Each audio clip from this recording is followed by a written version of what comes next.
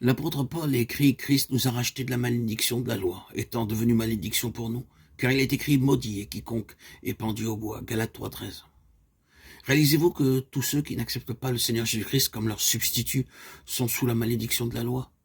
Christ a été fait malédiction pour nous sur la croix du calvaire. Mais la malédiction n'a pas cessé de reposer sur le diable, ni sur ceux qui s'attachent aux œuvres de la loi.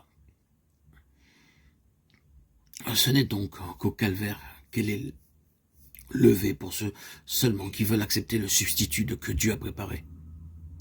Le calvaire est le seul et unique endroit où nous pouvons être soustraits à la colère de Dieu. Là, il n'y a point d'anathème. Là, nous échappons à la malédiction du serpent, à celle du péché. Là, nous trouvons un refuge en Jésus-Christ.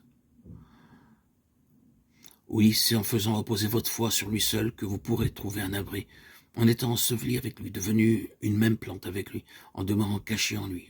Hors de lui, nous sommes sous le poids de la malédiction de la loi violée. En lui, parce qu'il s'en est chargé, nous en sommes libérés. La croix et la malédiction sont inséparables. Deutéronome 21-23, Galates 3-13. Dire notre vieil homme a été crucifié avec lui ou j'ai été crucifié avec Christ signifie ceci. Je reconnais que mon ancienne nature, ma vie propre, moi-même, ne mérite que la malédiction et que le seul moyen d'en être délivré est de la livrer à la mort. J'accomplis donc volontairement cet acte. J'abandonne à la croix comme une chose perverse et maudite mon vieil homme, ma nature charnelle, ma vie personnelle avec sa volonté propre et toutes ses œuvres. La manière dont agit la foi que nous avons dans le pouvoir de la croix est très simple. Elle nous donne en même temps révélation et délivrance de la malédiction et du pouvoir de la chair. Je commence alors à comprendre que la chose dont j'ai besoin est de considérer la chair comme Dieu la voit, d'accepter la garantie que me donne la croix, qu'elle a été mise à mort, et de la regarder ainsi que tout ce qui émane d'elle comme une chose maudite. Plus profond encore nous conduit ces paroles, maudit quiconque est pendu au bois, Galates 3,13. Elle nous révèle de quelle façon le jugement a été exécuté contre l'ancienne création. Sommes-nous prêts à dire Amen à l'égard de la malédiction qui a frappé cette première création?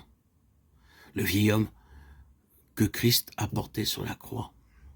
Il a subi à notre place les effets de la colère de Dieu. Contre ceux qui enfreignaient la loi, et ce n'est qu'en prenant notre place en lui, qu'il nous est possible d'y être soustraits. Christ a été fait malédiction pour nous, mais tous ceux qui ne sont pas en Jésus-Christ enracinés en lui sont encore les objets de la malédiction qui s'attachent au péché. La seule manière d'en expérimenter la libération, et cela est clair, de nous identifier à celui qui s'en est chargé et de déclarer que sa mort est devenue la nôtre. Nous sommes alors rendus capables de remporter la victoire sur Satan et sur toute sa puissance, comme les Israélites le firent à Jéricho, à la condition qu'ils ne touchassent pas aux choses vouées à l'interdit. Avez-vous déjà pris la position qui vous appartient en Christ en face de Satan et de ses œuvres maudites? Avez-vous demandé à Dieu de rendre efficace à leur égard la malédiction qu'il a prononcée? Avez-vous demandé à Dieu de rendre efficace à leur égard la malédiction qu'il a prononcée? Quand le diable vous attaque, rappelez-lui qu'il est sous le coup de la malédiction divine et il se retirera de vous. N'oubliez pas ce qui est écrit du serpent. L'Éternel Dieu dit, tu seras maudit.